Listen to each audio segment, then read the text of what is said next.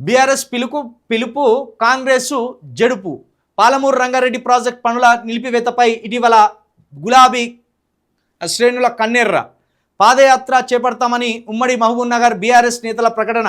దాంతో కాంగ్రెస్ సర్కారులో ఒక్కసారిగా కదలిక. ప్రాజెక్టు పనులపై మంత్రి సమీక్ష. పనుల వేగవంతంపై అధికారులకు ఆదేశం. గతంలోనూ ఇదే తరహా సర్కార్ అడావిడి. పాదయాత్ర భయంతో సమీక్ష. నిరంజన్ రెడ్డి ప్రాజెక్టు పూర్తి చేసేదాకా పోరు. శ్రీనివాస్ గౌడ్. ముందు నిరంజన్ రెడ్డి గారికి, శ్రీనివాస్ గౌడ్ గారికి, కేటీఆర్ గారికి సిగ్గుందా? మీకేమన్నా సిగ్గుందా? ఇప్పుడు ఎందుకు పరుగులు పెడతాను వీళ్ళిద్దరు? నిరంజన్ రెడ్డి గారు కావచ్చు, శ్రీనివాస్ రెడ్డి గారు కావచ్చు, వీళ్ళు పోయి ఎందుకు కామెంట్ చేసిండ్రు? వీళ్ళు ఎందుకు పత్రిక ప్రకటన ఇచ్చిండ్రు? వీళ్ళు ఎందుకు పాదయాత్ర చేస్తామన్నారు అనేది కనీసం సోయి ఉందా? మీకు సిగ్గుందా? ఇప్పుడు ముఖ్యమంత్రి గారు ఇప్పుడు ముఖ్యమంత్రి గారు ఈ పనిని ఎందుకు ముందటేసుకున్నాడు? పాలమూరు రంగారెడ్డి ఈ టర్మ్లోనే అని ఇది ఎందుకు ముందటేసుకున్నారు? మొన్న షాద్నగర్లో మీటింగ్ పెట్టిండ్రు మీరేనా? కేటీఆర్ గారు షాద్నగర్లో రైతులను ఏకం చేసి 5,000 మందితోటి సభ పెట్టింది ఎవరు? TRS party.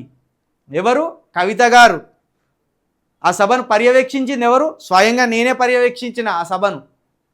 ఎక్కడెక్కడ ఎవరెవరు గోసపడతాను నీళ్ళతోటి, ఏ పొలాలు ఎండిపోయినాయి, పాలమూరు రంగారెడ్డి ప్రాజెక్టు ఆగిపోవడం వల్ల ఉమ్మడి మహబూబ్ నగర్లో ఎన్ని పొలాలు, ఎన్ని లక్షల ఎకరాలు ఎండిపోయినాయి, ఎన్ని లక్షల ఎకరాలకు నీళ్ళు వస్తలేవు, ఎన్ని గ్రామాలు నీటి కటకటతోటి బాధపడుతున్నాయి అని తెలుసుకున్నది మేము.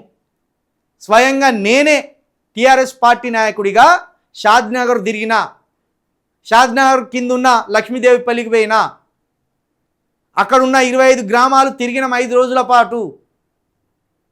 సిగ్గు లేకుండా రాసుకచ్చుకున్నారు ఈ వార్త. ఇటేమో రేవంత్ రెడ్డి గారు ఈ టర్మ్లోనే పాలమూరు రంగారెడ్డి అని ఈయన అంటాడు. సిగ్గు లేకుండా నమస్తే తెలంగాణ పేపర్లో మాజీ మంత్రులు నిరంజన్ రెడ్డి గారు, శ్రీనివాస్ గౌడ్ గారు, వీళ్ళు మా ఘనత. కవిత గారు ఏం డెడ్ లైన్ పెట్టిండ్రు ఆ రోజు సభ అయిపోయినాక? 3 నెలల్లో కనుక పాలమూరు రంగారెడ్డి పనులు పూర్తి చేయకపోతే అక్టోబర్లో పాదయాత్ర చేస్తామని హెచ్చరించి వచ్చినాం మేము సభ పెట్టి. ఇక ఎప్పుడైతే కవిత గారు, టీఆర్ఎస్ పార్టీ శ్రేణులు, మేమంతా కలిసి షాద్నగర్లో లక్ష్మీదేవిపల్లి మండలంలో ఎప్పుడైతే మేము సభ పెట్టినామో, ఇక ఆ రోజు నుండి వీళ్ళు ఊళ్ళో పెళ్ళికి కుక్కలాడ వీడి అన్నట్టు ఇక వీళ్ళు ముందటేసుకునేవి. మా వల్లనే సిగ్గుండాలి అసలు. ఆ ప్రాజెక్టును మర్చిపోయింది మీరు కదా. 35,000 కోట్ల రూపాయలు కడుక్కొని తాగి ఇప్పటి వరకు 1 ఎకరానికి కూడా మీరు నీళ్ళు ఇయ్యలే. 2016లో మొదలుపెట్టిన ప్రాజెక్ట్ ఇది. 2016లో మొదలుపెట్టిన ప్రాజెక్టును 2023 వరకు కూడా కేసీఆర్ గారు కంప్లీట్ చేయలేదు. 2023లో అధికారంలోకి వచ్చి 2026 వరకు ఇప్పటికీ ముఖ్యమంత్రిగా ఉన్న రేవంత్ రెడ్డి గారు ఇప్పటి వరకు దానికి చుక్క నీళ్ళు ఇవ్వలేదు, పనులు మొదలు పెట్టలేదు. 2 పార్టీల డ్రామాలు ఎట్లున్నాయి? కొత్త పార్టీగా వచ్చిన మేము ములికట్టబెట్టి పొడిస్తే లేచి ఉరుక్కుంటా ఇప్పుడు మేము వీటిని పనులు చేస్తున్నాం, మేము పాదయాత్రలు చేస్తున్నామని ఇద్దరు గుడ్డి పనులు తోలినట్టు ఎడ్డోళ్ళు గుడ్డోళ్ళు ఉన్నట్టు ఈ రాష్ట్రంలో వీళ్ళు ఉరుకుతాళ్ళు. పాదయాత్ర చేస్తారా? పాదయాత్ర ఆలోచన ఎవరు చెప్పిండ్రు? కవిత గారు చెప్పిండ్రు. ప్రాజెక్టును సందర్శించి ఆ గ్రామాల్లో మేము పాదయాత్ర చేస్తామని కవిత గారు హెచ్చరించిన తర్వాత మీ వెన్నులో వణుకు పుట్టింది.